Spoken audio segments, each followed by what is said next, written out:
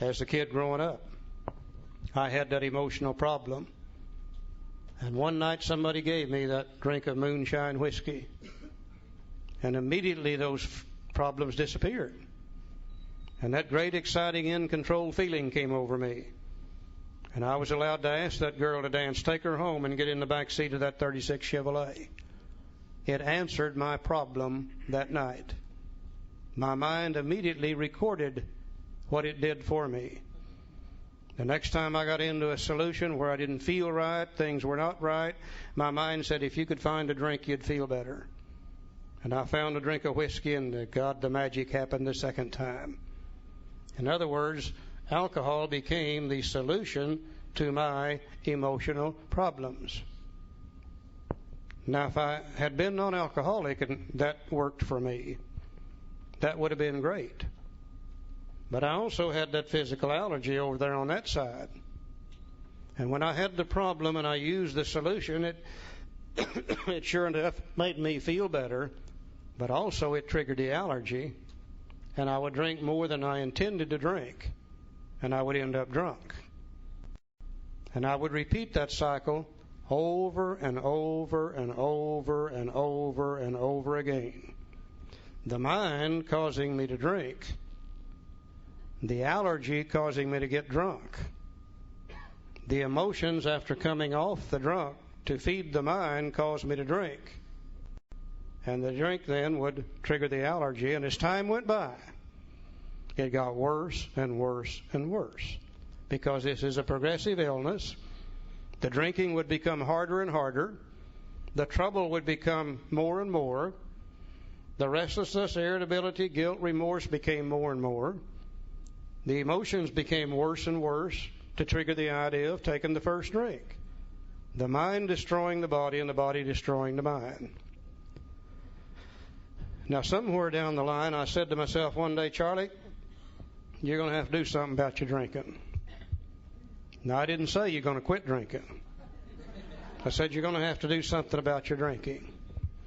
So the first thing we alcoholics do to do something about our drinking is we decide we're going to control our drinking while drinking. Tonight, we're just going to have 2 beers. We're just going to have 2 drinks. Go to the liquor store and buy half a pint, because nobody can get drunk on a half a pint.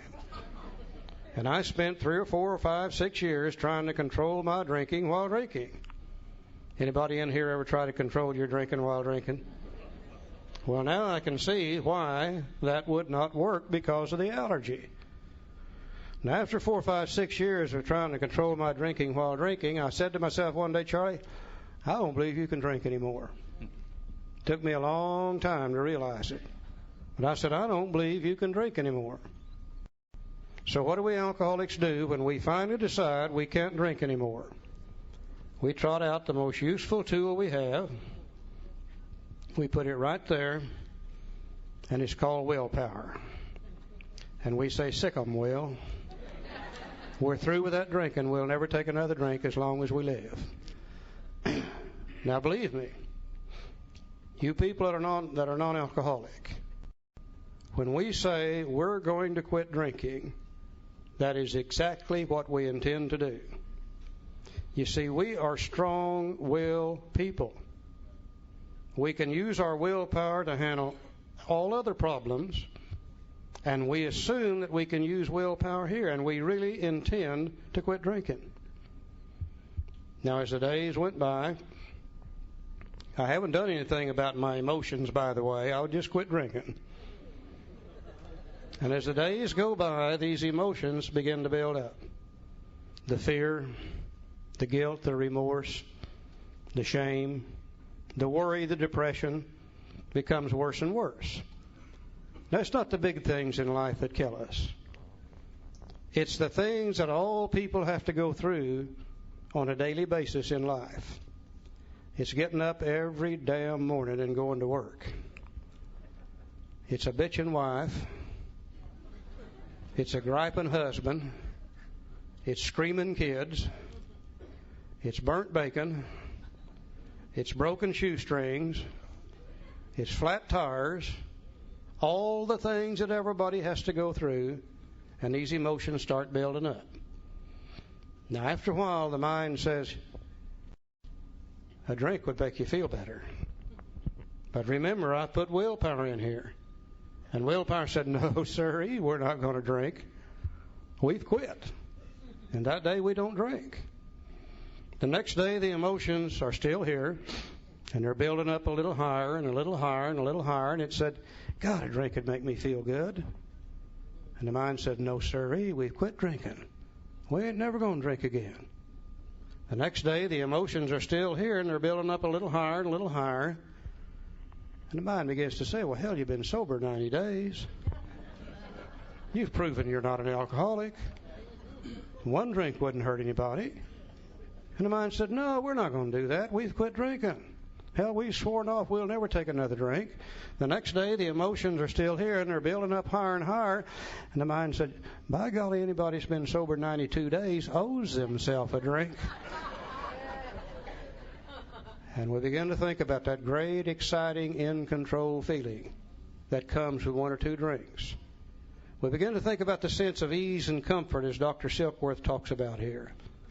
And as we begin to think about what alcohol is going to do for us, it begins to push out the idea of what it does to us. And we begin to forget the jailhouse. We forget the last car wreck. We forget the divorce courts and the hospitalization. And the mind begins to key in on one thing and one thing only, what it's going to do for us. Then when the desire to drink comes, willpower is no longer there. Because you see, the only time willpower is there is when the mind sees something wrong with what it wants to do. And just before we drink, we don't see anything wrong with drinking. Willpower becomes non-existent. We take the drink. We trigger the allergy. We go through the well-known stages of a spree. We emerge remorseful with a firm resolution not to do this again.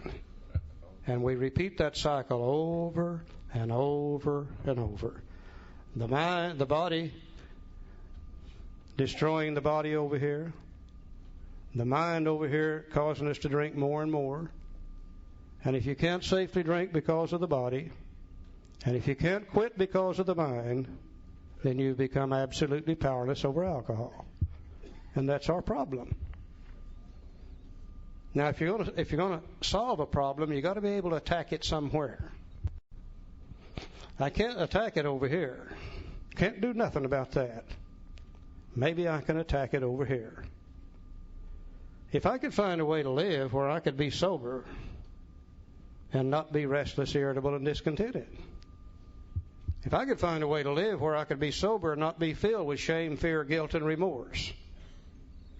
Just maybe I could find a way to live where I could have peace of mind, serenity, and happiness.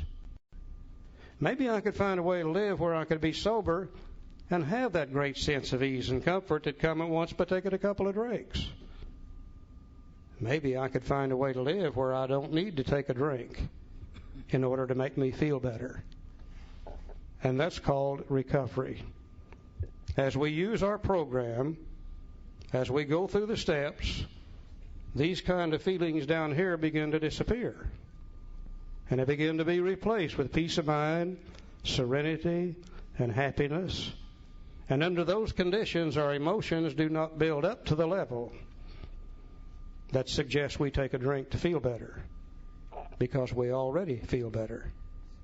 That's what the 12 steps of Alcoholics Anonymous do for us. Fellowship alone will not bring that about. The program will. Let's read the very next statement in the big book. And he says, on the other hand, and strange as this may seem to those who do not understand, once a psychic change has occurred, the very same person who seemed doomed, who had so many problems he despaired of ever solving them, suddenly finds himself easily able to control his desire for alcohol. The only effort necessary being that required to follow a few simple rules. And as Charlie said, those few simple rules are the 12 steps of Alcoholics Anonymous. And our book says that in the 12 and 12, if practiced as a way of life, will expel the obsession to drink and make the person happily and usefully whole. And that is called recovery. And that's exactly what the 12 steps of Alcoholics Anonymous is all about.